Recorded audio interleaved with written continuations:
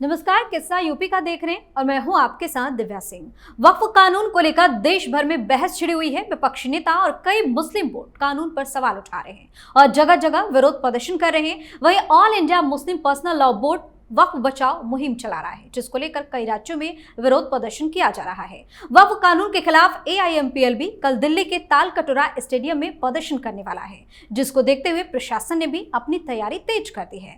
दूसरी तरफ यूपी में वक्फ संपत्तियों पर CM योगी का तगड़ा एक्शन देखने को मिल रहा है, जिससे भगदड़ मची हुई है। इतना ही नहीं, संभल में एक तरफ जहां अवैध क्लिनिकों को सील किया जा रहा है, तो दूसरी तरफ गैंगस्टरों की संपत्ति भी जब्त की जा रही है। इन सब के बीच सपा सांसद रामजी लाल सुमन ने फिर से विवादित बयान दिया है।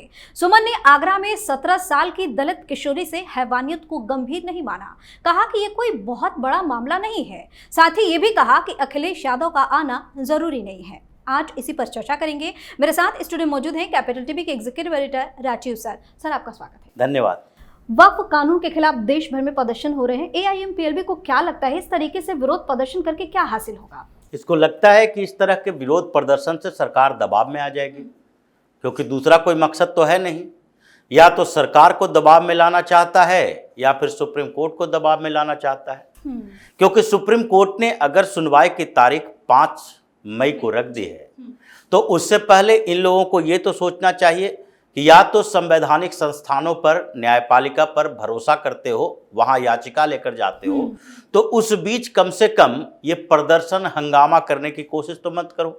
क्योंकि अगर सुप्रीम कोर्ट पर भरोसा है, संसद पर भरोसा नहीं है क्योंकि मेजोरिटी है भारतीय जनता पार्टी की, तो सुप्रीम कोर्ट पर भरोसा है, तो सुप्रीम कोर्ट के सुनवाई का इंतजार करने तक कम से कम कोई प्रदर्शन नहीं होना चाहिए। लेकिन इन लोगों ने प्रदर्शन किया, यानी कि अब इनकी स्ट्रेटजी सुप्रीम कोर्ट पर दबाव बनाने की है, जिसके लिए पिछले दिनों जब सुनवाई हो रही थी सुप्रीम कोर्ट में, तो तुषार मेहता ने कहा था कि मुर्शिदाबाद में जो दंगा हुआ, हिंसा हुई है, या फिर हैदराबाद में शक्ति प्रदर्शन किया जा रहा है, या फिर ऑल इंडिया मुस्लिम पर्सनल लॉ बोर्ड जो घूम घूम कर प्रदर्शन की तैयारी कर रही है और कुछ जगह पर प्रदर्शन भी कर रहे हैं, या फिर सारे मुस्लिम संगठन बार बार या मुस्लिम नेता ये जो बयान दे रहे हैं कि नहीं, हम वक्फ एक्ट यानी कि नए जो कानून बने हैं उसके खिलाफ है और इसे खारिज करवा के छोड़ेंगे। तो ये एक प्रेशर पॉलिटिक्स है, दबाव बनाना चाह रहे हैं ये सुप्रीम कोर्ट पर। और आंशिक तौर पर देखा जाए तो सुप्रीम कोर्ट उस दबाव में आ भी गया, क्योंकि ये 3 जज जो बैठे थे उन्होंने अगली सुनवाई तक का इंतजार नहीं किया कि अगली सुनवाई होगी सरकार से जो हम डिमांड कर रहे हैं। क्योंकि बहस का मुद्दा क्या था कि नॉन मुस्लिम को वक्फ काउंसिल में नहीं ज्वाइन करवाना चाहिए, यानी कि वक्फ काउंसिल में केवल मुसलमान रहेंगे। दूसरा, इन लोगों की समस्या जो थी कि जो वक्फ बाय डीड है और वक्फ बाय यूजर है, जो प्रॉपर्टी है वक्फ बोर्ड के पास, उसमें से कई के दस्तावेज हमारे पास नहीं है, सैकड़ों साल पुराने। तो वक्फ बाय यूजर में और वक्फ बाय डीड में जो प्रॉपर्टी रजिस्टर्ड नहीं है उस पर भी कोई एक्शन नहीं होना चाहिए। और यही दोनों मामला सुप्रीम कोर्ट में सुप्रीम कोर्ट के जजों ने कह दिया कि अगली सुनवाई तक इन दोनों मामलों में, यानी सरकार वक्फ की किसी प्रॉपर्टी पर कोई एक्शन नहीं लेगी, उसे डी नोटिफाई नहीं करेगी। और दूसरी तरफ जब तक सुप्रीम कोर्ट का अगला सुनवाई नहीं हो जाती, उस समय तक कोई भी अपॉइंटमेंट वक्फ काउंसिल में नहीं होगा। तो ये इन लोगों की जीत मानी जा सकती है, क्योंकि ये सब चाह रहा था। तो इसलिए ये दबाव का परिणाम है, नतीजा है, या फिर जज साहब ये सोच ही रहे हैं कि सेकुलरिज्म के नाम पर इन लोगों को एक तरफा कुछ न कुछ मिलते रहना चाहिए। और इसलिए ये लोग फिर से दबाव बनाने के लिए निकल गया कि 5 मई को सुनवाई है, तो सुप्रीम कोर्ट पर इतना दबाव बनाओ कि उसे लगने लगे कि देखो, अगर थोड़े से इन लोगों को राहत, इसी राहत को आगे बढ़ा देते हैं, मतलब जब तक सुप्रीम कोर्ट का फैसला नहीं आ जाता तब तक वक्फ की प्रॉपर्टी को डीनोटिफाई नहीं किया जाएगा और कोई भी अपॉइंटमेंट वक्फ काउंसिल में नहीं किए जाएंगे, यानी कि नॉन मुस्लिम का अपॉइंटमेंट नहीं होगा। तो ये मामला तो लंबा चलेगा और फैसला आने तक सरकार को रुकना पड़ेगा। और सुप्रीम कोर्ट में अगर ये अंतरिम आदेश आ जाता है तो 5 मई को सुनवाई है, तत्काल कोई फैसला नहीं हो सकता। CJI संजीव खन्ना भी खुद ही बोल चुके हैं कि कम से कम अगर तत्काल हियरिंग की जाएगी तो कम से कम 7-8 महीना लग जाएगा। अब 7-8 महीना लगेगा, इसको समझ लीजिए कि 24 महीना ऐसे ही गुजर गया, क्योंकि आगे सीजेआई संजीव खन्ना 13 तारीख को रिटायर हो जाएंगे। उसके बाद आगे वर्किंग डे की संख्या बहुत कम है, 49 दिन का समर वैकेशन है, उसमें से स्पेशल बेंच बैठते हैं, फिर आगे छुट्टियों का दौर शुरू होता है और इसी बीच एक नए सीजेआई आएंगे, यानी कि जो आरएस गवई आएंगे सीजेआई बन के, वो भी अब नए पैनल बनाएंगे, उनकी एंट्री होगी इस बेंच में। बेंच चेंज भी कर सकते हैं, ये 2 जज पहले से जो बैठे हैं उनको चेंज भी कर सकते हैं। अगर चेंज नहीं भी करेंगे तो इसमें फिर से रोस्टर बनाना पड़ेगा। तो ये प्रक्रिया लंबी है और अगर लंबी प्रक्रिया में अंतरिम आदेश की जो ये कोशिश कर रहे हैं, कपिल सिब्बल ने भी यही बात कही और अभिषेक मनु सिंह भी, राजीव धवन ने भी यही बात कही, निजाम पाशा ने भी यही बात कही कि कम से कम अंतरिम आदेश तो जारी कर दिया जाए, क्योंकि बड़े हिंसे हो रहे हैं, हंगामा हो रहा है, प्रदर्शन हो रहा है, इसको रोकना है तो एक अंतरिम आदेश चाहिए। तो ये दबाव बनाने की कोशिश है, लेकिन ये दबाव बनाने की कोशिश न्यायपालिका पर हो सकती है, सरकार पर तो नहीं हो सकती, क्योंकि सरकार इस दबाव से ऊपर है।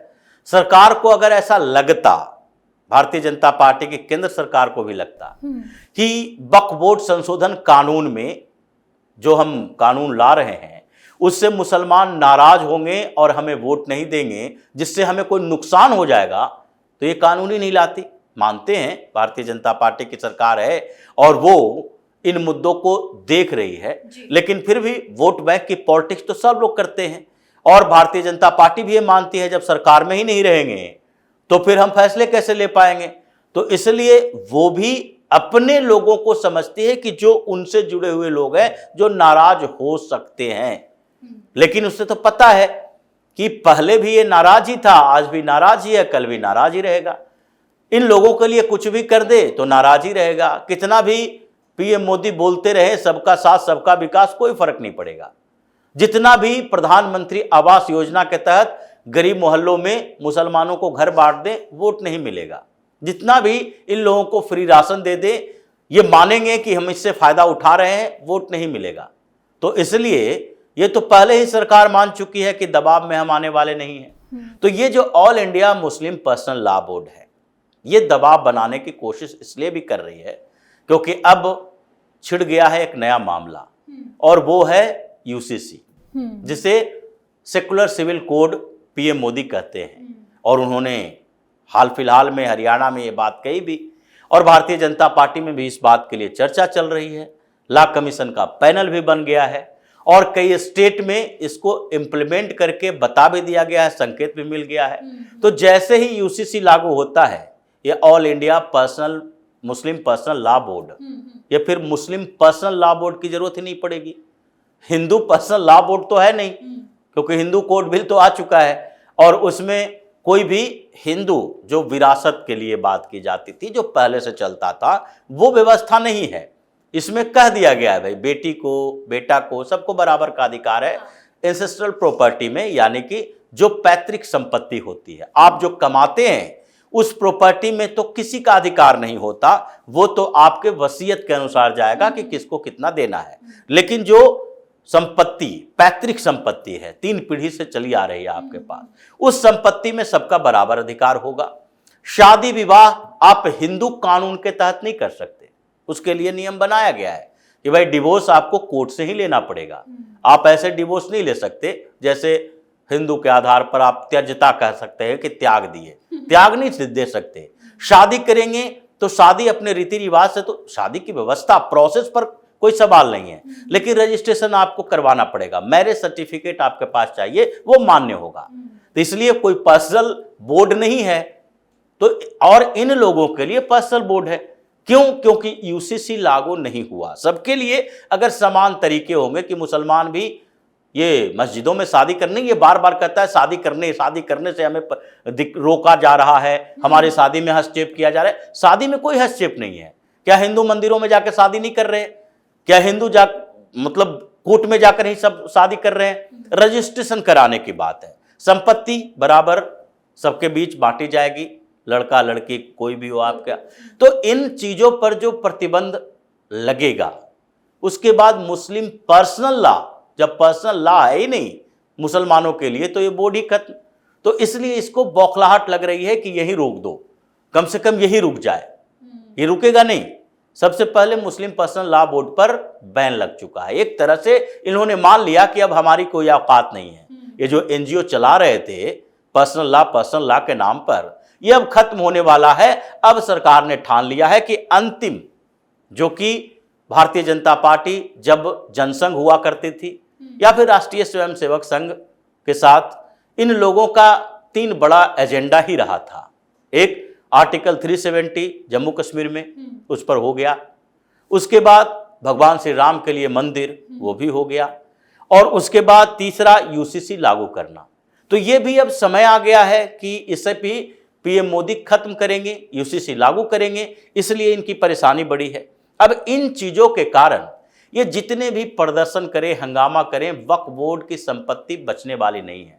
क्योंकि इसको डर इसी बात का है कि 4 लाख से ज्यादा प्रॉपर्टी जिसका रजिस्ट्रेशन हुआ ही नहीं है, जो अभिषेक मनु सिंह भी बौखलाहट में सुप्रीम कोर्ट में बोल चुके हैं कि भाई 8,80,000 संपत्ति है, जिसमें से 4 लाख के करीब प्रॉपर्टी है जिसका कोई रजिस्ट्रेशन नहीं है, 200, 300 साल पहले का है। तो ऐसे में ये संपत्ति जो रजिस्ट्रेशन जिसका नहीं हुआ, जिसके लिए समय तुषार मेहता ने मांगा है कि हम डिटेल देंगे आपको, रजिस्ट्रेशन तो होना ही पड़ेगा। 1923 में भी रजिस्टर्ड संपत्ति थी, जब वक्फ एक्ट 1923 था ब्रिटिश काल में, उस समय भी रजिस्ट्रेशन की बात हुई थी। आपको रजिस्ट्रेशन कराना पड़ेगा। किसी भी मंदिर की जमीन है, उसका भी रजिस्ट्रेशन है, उसके नाम से है, ट्रस्ट के नाम से है। तो आप ऐसे कौन से तथ्य छिपा रहे हैं कि जिसका बिना रजिस्ट्रेशन के आपके प्रॉपर्टी पर दावा रहेगा? तो इसलिए समय मांगा गया है। और अगर सुप्रीम कोर्ट का फैसला कुछ भी आता है, अंतरिम आदेश भी आते हैं, तो संसद में फिर से कानून बनाने की प्रक्रिया है। सुप्रीम कोर्ट के फैसले को बदला जाता रहा है, एक बार नहीं, मोदी सरकार ने भी बदले हैं, राजीव गांधी ने भी बदले हैं। सुप्रीम कोर्ट ने तो फैसला दिया था ये दलित एट्रोसिटी एक्ट के ऊपर, मोदी सरकार ने बदल दिए, क्योंकि दलितों ने हंगामा खड़ा कर दिया कि नहीं भाई सुप्रीम कोर्ट ने फैसला दिया है और ये गलत है, तो उसको बदला गया। तो इसीलिए इसमें भी फैसला आएगा, उसको बदला जा सकता है। जब आप ये सोचकर ही बैठे हो कि मुसलमानों का एन केन प्रकारेण हम सपोर्ट ही करेंगे, तो फिर संसद में कानून तो नया भी बन सकता है और आपके अधिकारों के ऊपर भी बन सकता है। सर, उत्तर प्रदेश में योगी एक्शन से इतना बवाल क्यों मचा हुआ है? बवाल तो मच नहीं है, योगी एक्शन होगा तो बवाल ही पैदा होगा। और अभी ये जैसे ऑल इंडिया मुस्लिम पर्सनल लॉ बोर्ड है, इसने उत्तर प्रदेश में कोई जगह तो नहीं निर्धारित की। इसको करना चाहिए था कि भाई नोएडा का कोई स्टेडियम बुक कर लेता और वहीं पर प्रदर्शन करेंगे। ये ताल कटोरा स्टेडियम में प्रदर्शन करेंगे, दिल्ली आकर प्रदर्शन करेंगे, मीडिया के केंद्र में रहेंगे, यहाँ कर पुलिस के ऊपर दबाव रहेगा कि सारे मीडिया वाले आए हुए हैं, पुलिस के ऊपर भी दबाव है और यहाँ केंद्र के हवाले है पुलिस। तो फिर अगर ज़्यादा शक्ति दिखाएगी तो फिर उसके बाद खबरें छपेगी कि देखो मोदी सरकार क्या क्या कर रही है। लेकिन उत्तर प्रदेश में ये एक्शन जारी है, चाहे वक्फ की प्रॉपर्टी हो, जो जमीन इन लोगों के पास रजिस्टर्ड नहीं है, उसके ऊपर सुप्रीम कोर्ट के इस अंतरिम रोक के बावजूद एक्शन जारी है। उसको वापस लिया जा रहा है, डिनोटिफाई किया जा रहा है, भले ही विवादित है, अभी उस पर वापसी की प्रक्रिया चल रही है, लेकिन इसके हवाले तो नहीं है, इससे तो छीन चुका है, डिस्ट्रिक्ट मजिस्ट्रेट के पास चला गया है। अब वो आगे कोर्ट से स्टे लेकर वहां से कब्जा करके जो प्रक्रिया होगी उसमें 2 महीना, 4 महीना, 6 महीना लगे, लेकिन इन लोगों के हाथों से चला गया है वो। इसलिए योगी सरकार इस बात के लिए तैयार है कि वक्फ बोर्ड हो या फिर संभल जैसे स्थितियां हो जी, या फिर ये जो आगरा में ये समाजवादी पार्टी फिर से वहां आग लगाने की कोशिश कर रही है दलितों के मुद्दे पर। रामजी लाल सुमन दलित हो गए और वो जो बच्ची जिसके साथ दुष्कर्म हुआ वो सामान्य बातें हैं। क्यों? क्योंकि ये वही पैटर्न का नेता है जो मुलायम सिंह यादव ने कहा था बलात्कार, ये बच्चे तो से छोटी छोटी गलतियां हो जाती है, तो वही परंपरा के नेता है। इसलिए इसको लगता है कि वहां पर आएंगे, समस्याएं पैदा होगी, हम तो पूरी तरह से इन लोगों के साथ खड़े रहेंगे। कोशिश कर रहा है ये पीडीए के नाम पर दलितों को अपने पास बुलाने की कोशिश में है। और दलित वोट के लिए मायावती भी लड़ रही है, अखिलेश यादव भी लड़ रहे हैं, और ये लोग मान रहे हैं कि हमारे साथ तो भारतीय जनता पार्टी खड़ी है, जो पिछले चुनावों से लगातार, इसमें से ज़्यादातर 70% से ज़्यादा, क्योंकि अलग अलग जगहों पर जहाँ पर दलित लीडरशिप की ज़रूरत है, जहाँ ज़्यादा जनसंख्या है, वहाँ पर भारतीय जनता पार्टी ने ये जो क्षेत्रीय छत्रप होते हैं वो क्षेत्रीय छत्रप पैदा किया है, रीजनल लीडर पैदा किए हैं कि वहाँ पर आप देखो, सिर्फ मोदी और अमित शाह और योगी के नाम पर राजनीति नहीं करनी है, आप भी कुछ मेहनत करो। और इसी के कारण उन लोगों में विश्वास पैदा हुआ है कि हमारे साथ अन्याय ये लोग नहीं होने देगा। और अभी स्थितियां वहीं से शुरू हुई है, तो आगरा हो या संभल हो या कुछ दूसरे इलाके में हो, योगी अपना एक्शन लेते रहेंगे। और जो ये मुस्लिम एकता की कोशिश करने वाला है, जो ये प्रदर्शन कर रहा है, ये अच्छी बात है कि दिल्ली के लोग भी समझ लें कि दिल्ली के अंदर ये अलग अलग जगहों पर मुस्लिम बस्तियां बनाकर ये इन लोगों ने हिंदुओं का शोषण किया है, अलग अलग तरीके से बेवकूफ बनाकर शोषण, हर जगह दुकान मकान, ये दुकान खोल दिया और उसके बाद अपने लिए रिस्ट्रिक्टेड एरिया रख दिया और हिंदुओं के पैसे से जकात दे दे के मदरसे मस्जिद बनाते रहे।